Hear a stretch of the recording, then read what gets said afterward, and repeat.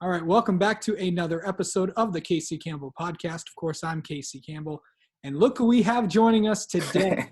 I called up my good friend Malik Amine, of course, as you know, former Catholic Century wrestler, former wrestler at the University of Michigan, and in a few months we'll try to qualify to go to Tokyo later this year. Of course, his brother Miles, currently wrestling for Michigan, is already qualified for the games down there. How are you, man? Doing well. Thanks for having me on. Appreciate it. No problem. So I know you left. I know you completed your studies in 19. Just kind of talk about what you've been up to since then. Yeah, so obviously I graduated Michigan 2019. Capped off my wrestling career. Didn't really know what the future held. I think I have to really give my mom a lot of credit.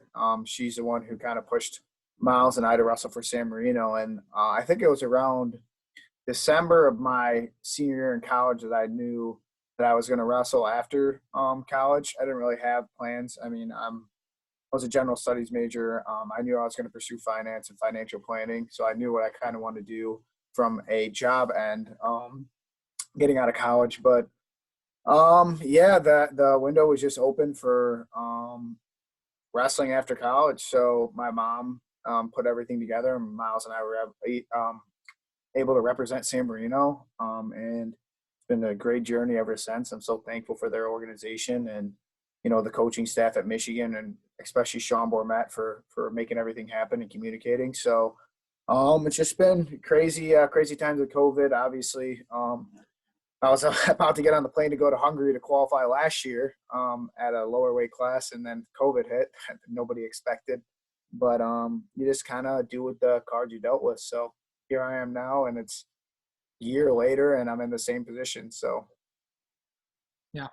So I think, you know, obviously with you, I know your career and looking back at it, obviously I've known you for a long time, but yeah. Did you ever think you and your brother would ever get this far and now possibly heading to Tokyo for the Olympics? Honestly, it's crazy to think, you know, as a youth wrestler and going into high school. Obviously, I went to Catholic Central. I'm from Brighton. Obviously, Casey and I have known each other for a long time, since the third grade when I moved to Brighton. So I set pretty high expectations for myself. I don't think it was this high. I think I've just been kind of glad to be in the position. And I think I push myself every time, you know, I get in the wrestling room, and I just kind of see where I'm at. And honestly, if you ask Miles the same thing, it's just living them in the moment. I mean, I was a state champ, obviously, 2 times in high school, and then moved on to college, had a couple rough years in the beginning, and then finished out my career as a 2-time NCAA qualifier. Obviously, it's not what I wanted to accomplish, but I'm just glad to have the opportunity to wrestle and represent Michigan. And now I'm in a position to go qualify for the Olympics, and not being an All-American or a national champ. It's just crazy to me how much better I've gotten after college. So I think a lot of it came from maturity aspect. I think if I would have asked myself as a sophomore in college if I thought that I'd be able to qualify for the Olympics, I'd probably say no, I want to be done. No more cutting weight, no more wrestling. But now I'm in the opportunity to go and qualify, and I want to win the Olympics, you know. So I think every time, you know, you accomplish something, you just kind of want to set the bar higher and always be hungry. So I think that's what my parents taught us. I think that's just the Amine family motto. It's just, you know, always strive for the best. So, You know, when you look at going back to high school with when you wrestled for Catholic Central, which is for those that may be listening all across the country, is one of the top wrestling programs in the state of Michigan, and the job that Mitch Hancock has done to build that program, phenomenal. is absolutely incredible. But when you wrestled for that and going through all the history that has been with that, what was the biggest experience you kind of took away from that? Honestly, from CC, it's a lot of family. I think everybody and their brother will tell you that CC's wrestling program is elite, but there's a reason why it's so elite. I think Mitch Hancock and the coaching staff does such a great job of preaching to these guys to be, you know, great students, great people, and just all around, you know, great individuals. So I think it's not the wrestling aspect that makes CC so special. I think the brotherhood is huge, and I think anybody who graduated from there will tell you. there's nothing like it. I think the experience of being, around, all guys, as weird as it might sound, was super humbling, and it kept you driven, especially when there's a winning tradition at Catholic Central. I think state title was, the expectation, and anything beyond that was individual. But I think our expectation every season was to win the state tournament individually and as a team. But I think Miles and I and a couple other guys on the Catholic Central wrestling team had higher goals to be national champs, to be high school All-Americans, which we eventually accomplished. So, and I give all credit to the coaching staff. I think they did a phenomenal job developing us as wrestlers and as people, and I'm forever thankful to the program in Mitch Hancock. So, when you look at after you graduated high school, you then went to University of Michigan, of course, which is, of course, one of the best, wrestling programs in the country in college. Yeah. And, of course, you and Miles went there and all that, and you were surrounded by a lot of good people. Of course, you were there when Adam Kuhn was there. Adam. Okay. Monster. Yeah. Do we have a fun – okay, before I get to – I'll ask this. Your time at Michigan, what was that like for you? Michigan. Oh, man. Michigan was fun. It's a fun time. It's college, it's your first taste of freedom. It kicked you in the ass a little bit for sure. My first couple of years, I was kind of messing around, wasn't really focused on wrestling, and kind of got it taken to me in the classroom and everything. And it was a really humbling experience. I think you grow as an individual, especially in college. I think I had that as part of the maturing process for me, and I really started to figure it out my junior year and, what I wanted to accomplish as an individual. So Michigan's program, I'm, again, forever thankful to that program. Sean Bormat and Joe McFarland and Kellen Russell, Josh Terrell, Dave Bolliard, they all do a great job. And you can't forget Andy Rovad. But, Michigan just is surrounded by winners. I think a lot of people didn't have high expectations for us, especially my senior year and my junior year. We were a trophy team twice. So it was just an amazing experience. I met a lot of, good guys there, and guys that'll be my friends for life. And it's just one of the biggest schools for tradition. So, obviously I'm a generation at Michigan. My father, my uncle wrestled there, my cousin Jordan, Cameron, everybody knows that. Obviously my brother Miles. So, and then you have the families like the Terrells, the Pantelios. There's many families that come through Michigan with just tradition. I think just being a part of that, wrestling aside, obviously I didn't accomplish the goals that I wanted to at Michigan, but I'm forever thankful to the program for putting me in this position and being there and supporting me throughout my career. Okay, do you have a funny Adam Kuhn story? I do have a funny Adam Kuhn story.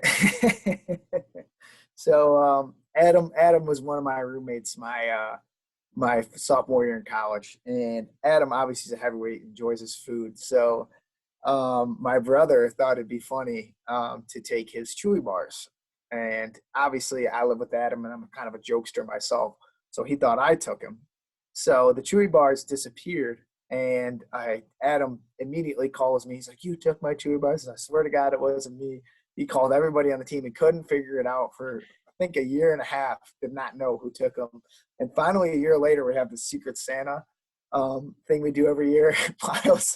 Miles brought the Chewy bars to Secret Santa and gave it to Adam, and Adam's like, "I knew all along it was you," and it was all funny, and it's just a great time. Adam's a great guy, man. He's a great leader, and I think a role model for a lot of young kids. He's a phenomenal student in the classroom, and obviously a phenomenal wrestler. So Adam is the tip top of role models if you want to look after somebody. So. You look at what I know your brothers are currently wrestling right now. Of course, watched that big match last night. That was interesting. Yeah. So, Miles, man. Miles was just dying to compete. Didn't really look like himself last night, but it's just part of the process. He hasn't wrestled folk style in 2 years. Obviously he's been took Olympic red shirt last year, and then this year suffered an injury. So he just it's just getting back to it. So he'll be better, and hopefully be back, stronger on Sunday. So. Well, remember, no one has really done anything at the University of Michigan. Yeah, man, it's tough. For 3 weeks, but the women's basketball team won. The hockey team. Yeah. Hey. So we're used to it, man. So it doesn't matter that you've been out for 3 weeks. You can just pick up right where you left off. And then 100%. maybe the men will continue that tomorrow. So For the hypothetical Big Ten title tomorrow. So if Michigan beats Penn State, they'll get a share of the title with Iowa. So it's been a while since that's happened. It has been. So interesting to see. Has been. Should be very interesting, of course, with everything going on. And of course, just you've been out for 3 weeks. So it's right. It is quite interesting. But for you, talk about what you're doing right now. Obviously, you've worked in financial planning, all that stuff. So talk about your schedule. I know that the Olympics in Tokyo are going to be coming up very soon. Yeah. But what's that going to be like in heading in there? Yeah, so a day in the life of Malik Amine, man. What anybody would give for that. Pretty much most of the time when I'm not wrestling, I'm working. I try to get the most out of my schedule. Obviously, like you said, I'm a financial planner. Work in the financial planning industry. I don't have my 66 yet, so technically can't do any managed money, but that's in the plan. Hopefully coming up soon. Maybe when this episode gets released, I'll be fully licensed to do that. So, I've been working on that. And then obviously from the wrestling end, I've been trying to practice as much as I can, and getting in, workouts, whether that's through Barwis methods, which is the lifting thing we go through in straight conditioning, or, wrestling at Bono with our coach, Sergey Blaglazev. So, I think I'm ready to go for Hungary. I have the Matteo Pellicone, which is right before in Italy. That'll be in Rome. With COVID, you never know. Crazy things could happen. It could get pushed back, could get canceled. So I'm prepared for whatever is put in front of me. But as it stands right now, I'm going to leave early in March to head out to Rome and then get on a plane and then go to Hungary to go qualify for the Olympics. So you mentioned the last name of Barwis, which of course means Mike Barwis, of course. Yeah, of course, Mike Barwis. At Michigan, and when coaches kind of changed, Mike kind of stayed here and built an empire. Yeah. Working with athletes all across the country. What's kind of been helpful on that standpoint? Man, Casey, you know your stuff. But yeah, Mike, I've known Mike since Barwis has opened. Miles and I have been going there for about 11, 12 years. So, Mike, I'm forever grateful to Mike and his team, Dan Moses and Mike as well, and then Parker Whiteman, who now coaches down at Sam Houston State in Texas. But, those guys do a really, really good job with preparing us for wrestling and make sure our strength is where it's at and pushing us mentally. So it's crazy. I would never think that I've been going to Barwis for 11 years. It's crazy to think about. Mike knew us since we were freshmen. It's just been probably a blessing for him to see us grow up. And again, I'm forever thankful to Mike and him working with us and Dan and this whole team. So Barwis is obviously now an empire now. I think they train I think Gilbert Burns is fighting tonight. Train athletes like that. And Donovan Peoples-Jones is another one of them. But Mike has really built up his street cred, one would say. But yeah, man, it's just been an incredible journey.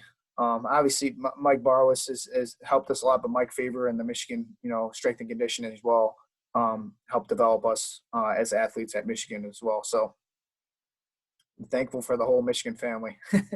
Yeah, for sure. So when you go to all these places, when you go to Italy, of course, you gotta do all the stuff. Do you have to quarantine at any time? Or Oh man, I don't know yet. So this would be my first time going to overseas with COVID. Usually you don't have to do any of that stuff. I have my San Bernardino's passport, so it's usually no problems there. But it's going to be a new experience. I'm pretty easygoing. It's not going to be anything out of the ordinary that I haven't probably experienced in Michigan. So if I quarantine, it's not that big of a deal. If I come back as a Olympic qualifier, I won't be rewarded. So hopefully I'll be able to watch my brother on the plane coming back. Miles will be at the NCAA championships while I'll be qualifying for the Olympics. So I'll be alone in Italy while my parents are there watching them, but I know they'll be there in spirit, and Sergey can be my figurative father while I'm there. So. All right, man. Yeah, we'll obviously update you, and of course we'll we're going to try to be tough. We'll try. We're trying to get Miles on, and we may Miles will get on. He's just very busy right now. Yeah, we're going to get both of them on really, really soon. But Malik, thank you so much for coming on the podcast. No problem, Casey. And we will talk to you soon. And good luck. And hopefully you make the Olympics. Yeah, hope so. Thanks for having me on, Casey. Anytime, brother.